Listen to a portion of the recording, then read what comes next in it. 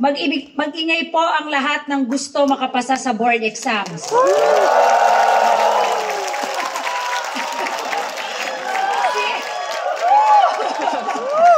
Sino dito ang excited na mag-review? Sino dito ang pinahirapan ng calculus? Itaas ang kamay. O, lahat nahirapan. Huwag kayong mag-alala.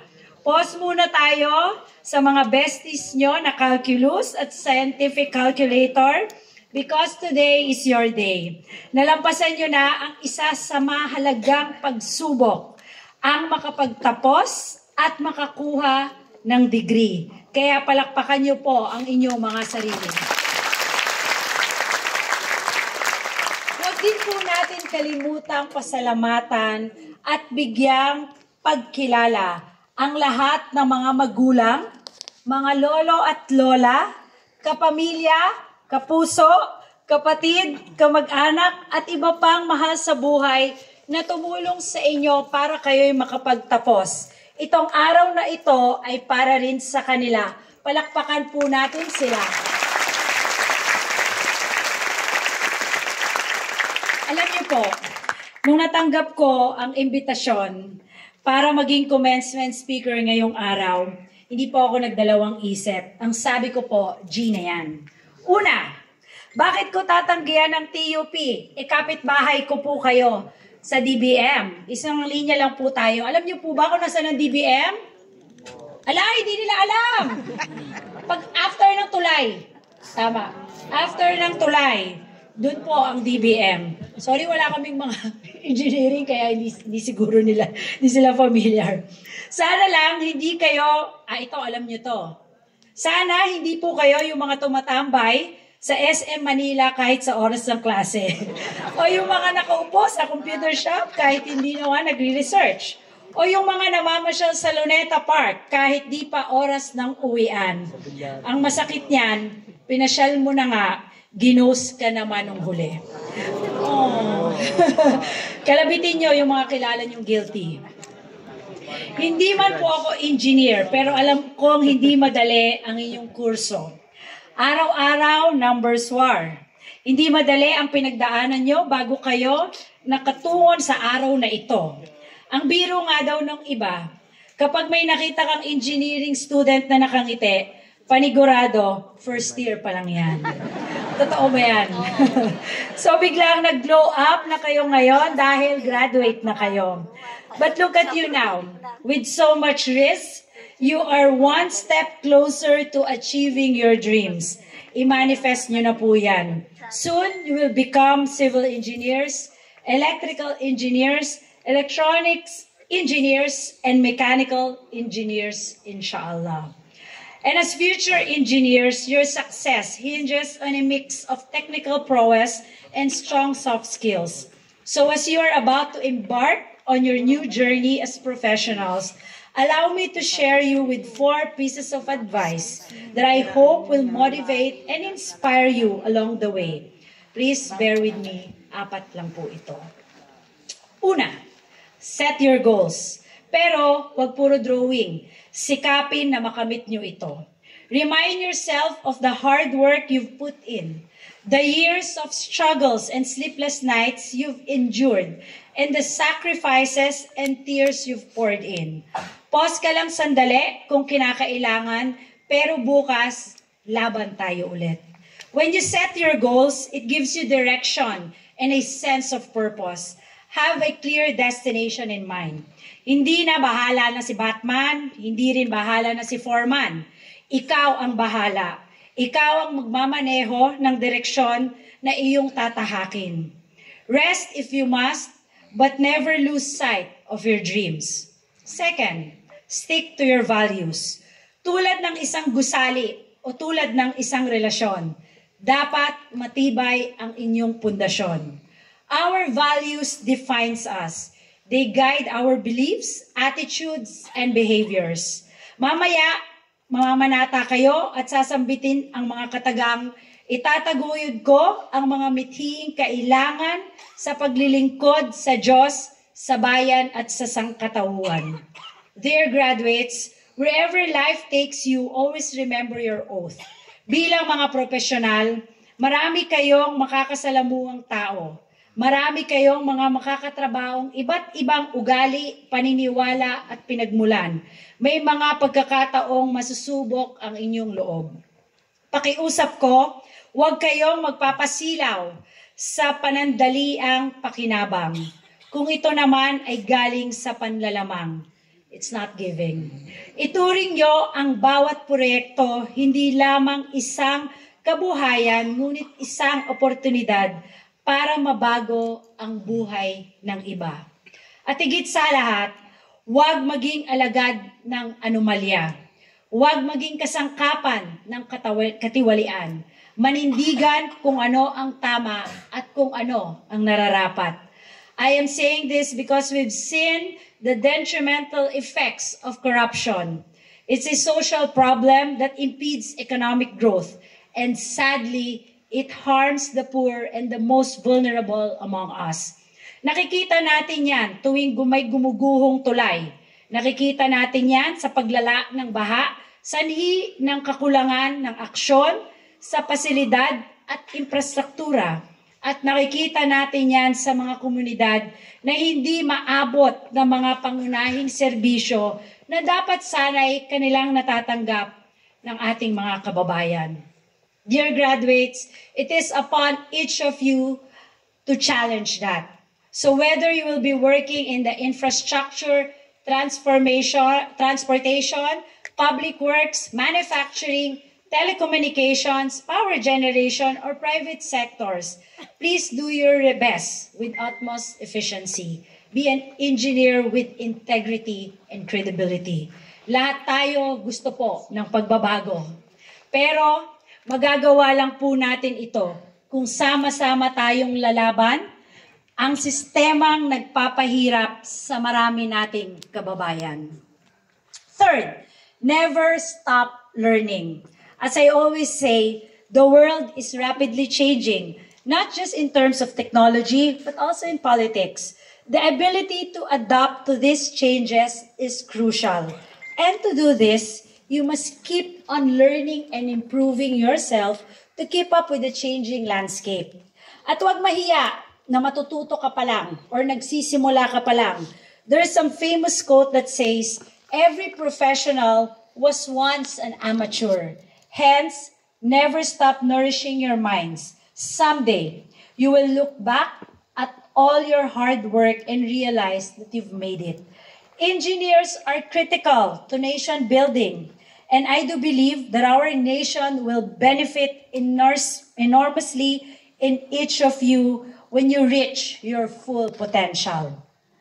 Panghuli o pang-apat, tulad ng paggawa ng mga plano, proyekto, layout o diagram, it is okay to start over.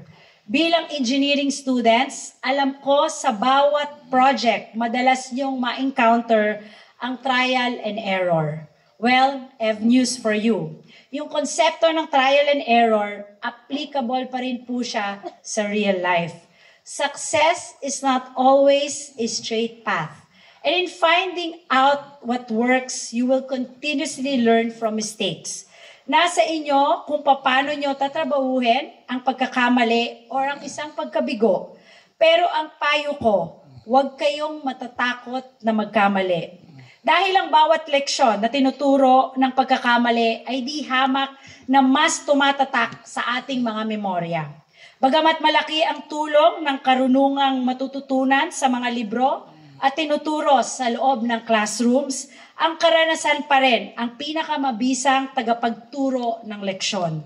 Pero huwag kang matatakot dahil hanggat buhay ang pangarap, hanggat may determinasyon at panahon, pwedeng magsimula tayo ulit. Dear graduates, each of you has a story, a background, and a vision for what you want to achieve. Hiling ko na gamitin nyo ito, ang inyong edukasyon, ang inyong kakayahan, ang inyong talento para mangarap at matulungan ding iangat ang buhay ng iba. And I am confident that you, our future engineers, have the qualities to help those in need and propel this country to progress. Kumpiyansa po ako dahil nalaman ko ang kwento ng ilan sa inyo. And I can say that I am proud of the quality of young people we have here at TUP. Unahin ko na po si Elazar Von Canivel, who is graduating today with a degree in Electronics Engineering. Asaan po si Von? Nandito ba si Von? Ayun po si Von. Palakpakan po natin siya. Ladies and gentlemen, Von has been awarded as the most outstanding student leader. At bakit po hindi? Mahihiya si Coco Martin sa dami ng roles na ginampanan niya. He was a consistent member and official of the College Student Council. Magaling mag-budget.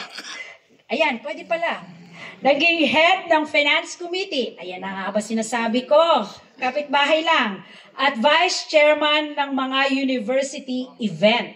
Naging auditor din siya at chairman of the Institute of Electronics Engineers of the Philippines, TUP Manila Student Chapter. Lahat ng ito habang pinagsasabay ang kanyang pag-aaral. Ang sabi ni Von, he has always had a heart to lead and serve. Sa dami ng kanyang pinagkakaabalahan, kahit sukat akalain na minsan natanong niya sa kanyang sarili kung makakapagtapos po ba siya ng kolehiyo, lalo na kung limitado ang budget ng pamilya. But he carried on. As a student, he committed himself to leadership and growth. Ipinagpapasalamat niya ang libreng edukasyon sa institusyong ito para magawa niyang gampanan ang mga obligasyon ng hindi pinoproblema ang matrikula. Ladies and gentlemen, Von is an example of why we are giving utmost priority to education sector. We believe that no learner should miss out on the chance to excel just because they don't have the resources. Von, congratulations, and I say, deserve mo ang award. Galingan mo at paghusayan pa ang pagiging leader kahit nakagraduate ka na. This country needs more young people like you who are ready and willing to go above and beyond to achieve success and help others as well. Palakpakan po natin ulit si Von. Congratulations, Von. Kung gagawa po ako ngayon ng content sa social media, ganito po ang intro ko. Hi guys! Welcome to my vlog. Ipinakikilala ko nga po pala sa inyo si Roby. Roby, ang estudyanteng walang nagpa-aral pero sumakses. Nasaan po si Roby Balboa? Wala siya? Andyan. Ay, Roby. Vlog, ha? Hindi ko po inimbento yon. Yan po kasi ang content ni Roby sa kanyang vlogs. Produkto si Roby ng broken family, kaya simula pa lang, bago pa siya tumungtong ng kolehiyo, inakala niya hanggang pangarap na lang maging engineer. Kaya ang ibang bata, sinasabihan lang ng mag-aral ka ng maayos. Si Roby, nasabihan lang ng wala kang mararating. Kasagsaga ng pandemic, nang magsimula ang nakipagsapalaran siya na maging isa sa mga scholar ng bayan sa pamamagitan ng TUP. Dahil pangako niya sa sarili, guguhit siya ng sarili niyang landas. At dahil online classes before, na ipagsabay niya ang pagiging estudyante at part-time worker bilang isang barista. Habang nagkaklase, si Roby ay nagtitimpla ng milk tea. Masarap yan.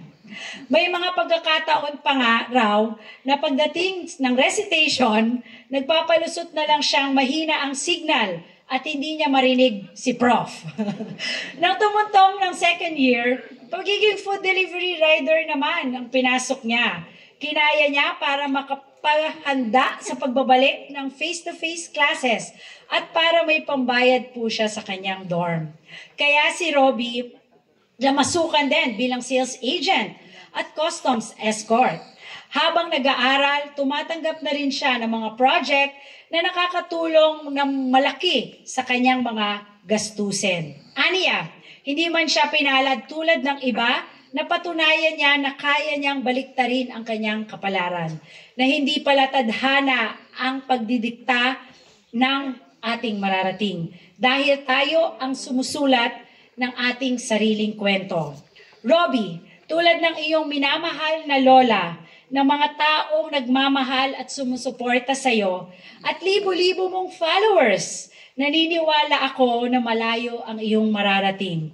Pinatunayan mo na walang imposible sa taong madiskarte, masipag, at higit sa lahat, may pangarap. Hanga ako sa iyo, Robbie, at aabangan po naming lahat ang susunod mong vlog na ang intro ay, ako si Robbie. Walang nagpaaral, pero isa na akong electrical engineer. Congratulations, Robbie. Last but definitely not the least, I would like to share the story of our college valedictorian, Hans Baga. Nasaan po si Hans? Hi, Hans. Bilang scholar, may mga pagkakataong hindi sapat ang allowance para itawid ang gastusin sa kolehiyo. Kaya nagpapasalamat siya sa itinuturing niyang mentor, si Engineer Timothy Amado, na humubog. Sir, nandito po ba si Engineer? Ayun po. Na humubog sa kanya. Gayon din, sa cash prize na nauwi niya bilang isang contestant sa mga quiz bees na kanyang inatenan. Para itaguyod ang pag-aaral, pinasok rin niya ang pagiging freelance tutor. Aminadong mahirap pagsabayin ang pag-aaral at pagtatrabaho, lalo na't retirado na rin parehas ang kanyang mga magulang. May mga pagkakataong ginusto na niyang sumuko. Buti, hindi nagpatinag si Hans dahil ngayon, nagbunga na ang kanyang mga sakripisyo at paghihirap. Ladies and gentlemen, Hans is graduating magna cum laude with a degree in electronics engineering. Palakpakan po natin siya at congratulations, Hans.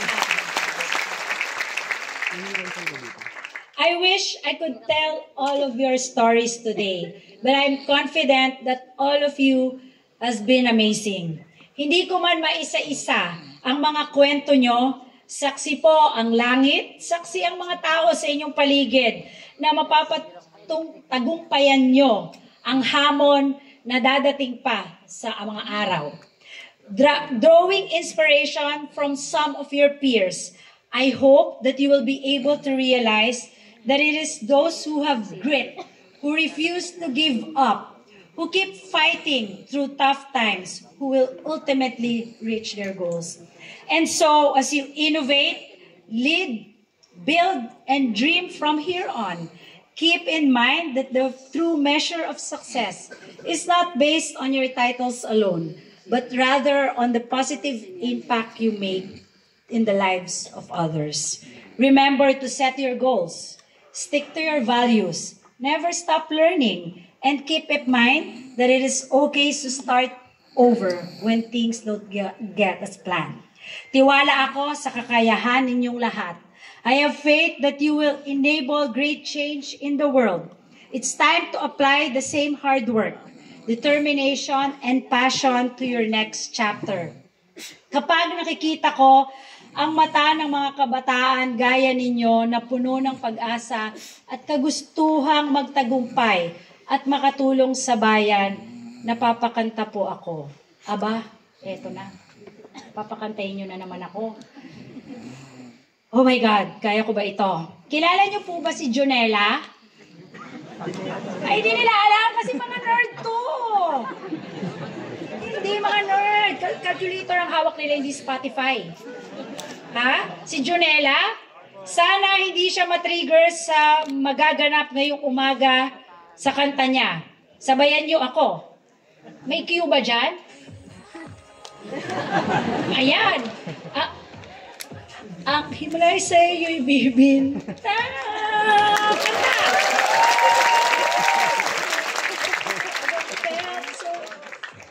Till I look in your eyes, see my future.